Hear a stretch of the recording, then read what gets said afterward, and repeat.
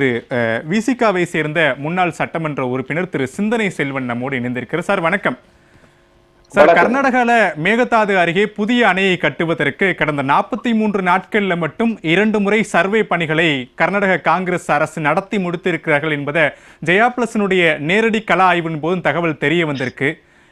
ஏற்கனவே தமிழ்நாடு பாதிக்கப்படக்கூடும் அப்படின்னு சொல்லி பல அரசுகள் இதற்கு எதிராக தீர்மானங்கள் நிறைவேற்றி இருந்தாலும் கூட கர்நாடக அரசு சமீபத்திய நாட்கள்ல மிக தீவிரம் காட்ட தொடங்கி இருக்கிறாங்க. எப்படி பார்க்கிறீங்க?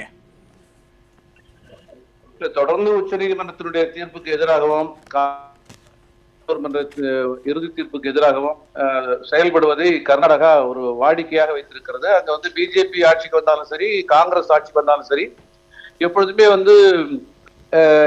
இந்தியாவினுடைய பன்மை தன்மையை சீண்டி பார்க்கிற வேலையை தொடர்ந்து கர்நாடகா செய்து கொண்டே இருக்கிறது.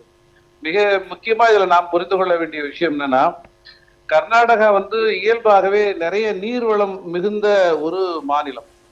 அந்த நீர்வளத்தை பாதுகாக்காம அதை பல்வேறு விதமான கட்டுமான பணிகள், ஏரிகளை பாதுகாக்காம விட்டது, ஏரிகளை எல்லாம் கான்கிரீட் காடுகளா மாத்தி இருக்குது அப்படிங்கிற பல்வேறு தவறுகளால பெங்களூரையே நீர் பற்றாக்குறைக்கான ஒரு பகுதியாக கர்நாடக அரசு மாற்றி வச்சிருக்கு.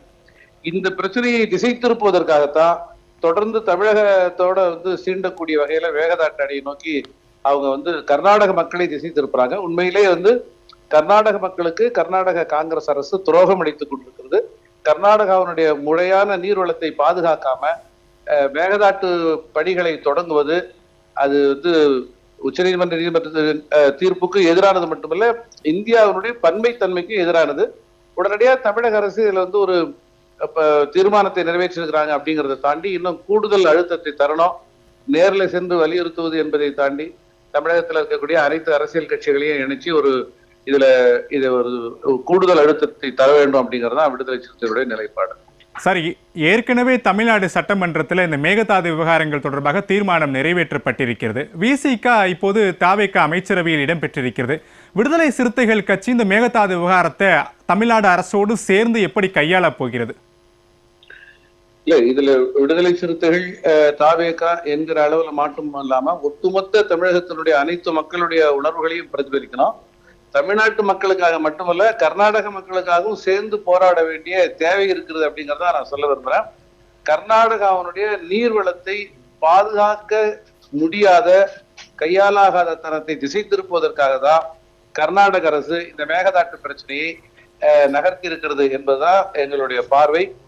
பெங்களூரே இன்னைக்கு குடிநீர் பற்றாக்குறை பகுதியா மாறி இருக்கு. அதுக்கு கர்நாடக அரசனுடைய நீர் மேலாண்மையில உள்ள குறைபாடு தான் காரணம். ஆகவே ஒட்டுமொத்த தமிழகமும் ஒன்றா சேர்ந்து இதுல தன்னுடைய உறுதிப்பாட்டை வெளிப்படுத்தணும். கர்நாடகாவில் இருக்கக்கூடிய விவசாயிகளுக்கும் கர்நாடக அரசனுடைய இந்த திசை திருப்பு முயற்சியை நாம புரிய வைக்கணும் அப்படிங்கறதா விடுதலை சிறுத்தைகளுடைய தொடர்ச்சியான நிலைப்பாடு. நிச்சயமா தாவேகா அரசோட இணைந்து நின்று, தமிழக அரசோட இணைந்து நின்று இந்த பிரச்சனையில தமிழக மக்களுடைய உரிமைகளை பாதுகாப்பதற்கான எல்லா முயற்சிகளையும் விசிக துணையா இருக்கும். தொலைபேசி வாயிலாக உங்களுடைய கருத்துக்களை பகிர்ந்து கொண்டமைக்கு நன்றி திரு சிந்தனை செல்வன்.